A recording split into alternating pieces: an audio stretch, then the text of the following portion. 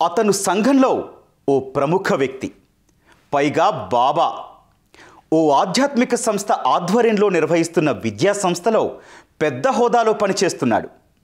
అలాంటి వ్యక్తిపై చిన్న ఆరోపణలు చేసినా ఎవరూ నమ్మరు సరికదా, తిరిగి బాధితులనే నిందిస్తారు. మరి అలాంటి వ్యక్తిపై సామాన్య విద్యార్థులు లైంగిక ఆరోపణలు చేయడమే కాదు, వాటిని నిరూపిస్తూ ఏకంగా పోలీసులకు ఫిర్యాదు చేయడం అంటే మామూలు విషయం కాదు. కానీ ఆ బాధితురాళ్లకు నేనున్నానంటూ భరోసా కల్పించిన ఆ ధైర్యం ఎక్కడిది? వారి వెనక ఉన్న ఆ బలమైన శక్తి ఏంటి? తల్లిదండ్రులను కూడా క్యాంపస్లోకి అడుగుపెట్టనివ్వని ఆ సంస్థ నుంచి ఆధారాలు ఎలా సేకరించారు? ఈ కథనంలో చూద్దాం.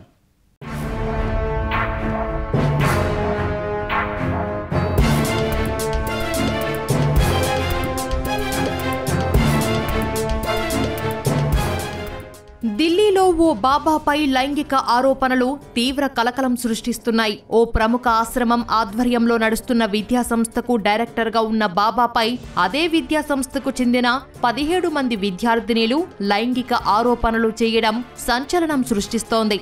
ఈ వ్యవహారంలో ఆ అమాయకపు విద్యార్థినులకు నేనున్నానని అండగా నిలిచింది ఓ వీర జవాన్ అని తెలుస్తోంది. స్వామి చైతన్యానంద సరస్వతి లీలలు బయటపెట్టింది భారత వాయుసేనకు చెందిన ఓ గ్రూప్ కెప్టెన్ అని సమాచారం. అందుకే పోలీసులు తక్షణం రంగంలోకి దిగి పారదర్శకంగా దర్యాప్తు సాగించి బాబా బాగోతం వెలికితీశారు.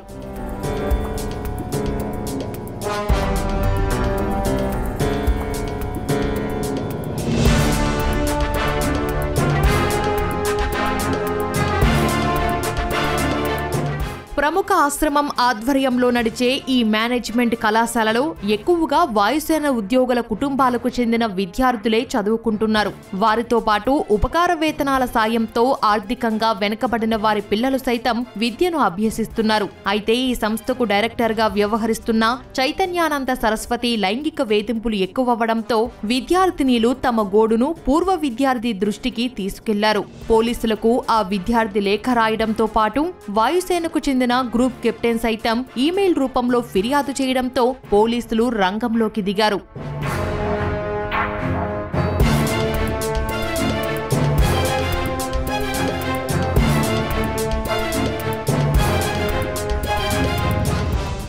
విద్యార్థినీలను ఒంటరిగా రూమ్కు రావాలంటూ బాబా మెసేజ్లు చేసేవాడని, వారు రాకపోయినా సమాధానం ఇవ్వకపోయినా వేధింపులు మరింత ఎక్కువయ్యేవని తెలిసింది. బాలికలను లొంగ తీసుకునేందుకు విదేశీ పర్యటనల ఆఫర్లు కూడా ఇచ్చేవాడని సమాచారం. అప్పటికి తన మాట వినకపోతే పరీక్షల్లో ఫెయిల్ చేస్తానని బెదిరించడం, డిగ్రీ పట్టాలు ఇవ్వబోమని, కళాశాల నుంచి సస్పెండ్ చేస్తామని బ్లాక్మెయిల్ చేసేవాడని తెలిసింది. అతడు చెప్పినట్లుగా నడుచుకోకుండా ఎవరైనా ఎదురు తిరిగితే కళాశాల నుంచి బహిష్కరిస్తామని బెదిరించేవారని విద్యార్థులు గోడు వెళ్లబోసుకున్నారు. కనీసం విద్యార్థుల తల్లిదండ్రులను కళాశాలలోకి రానిచ్చేవారు కాదన్నారు. ఈ వివరాలన్నింటినీ వాయుసేన గ్రూప్ కెప్టెన్ మెయిల్లో పోలీసులకు వివరించారు. 12 ఏళ్లుగా విద్యా సంస్థను తన గుప్పెట్లో ఉంచుకున్న బాబా అధ్యాపకుల నుంచి వార్డెన్స్ వరకు అందరినీ తన చెప్పు చేతల్లో పెట్టుకున్నాడు. దీంతో వారు సైతం విద్యార్థినీలపై ఒత్తిడి తెచ్చేవారు. ఆశ్రమంలో పనిచేసే వార్డెన్లే విద్యార్థినీలను చైతన్యానంద బాబా వద్దకు తీసుకెళ్లేవారని ఫిర్యాదుల్లో తెలిపారు.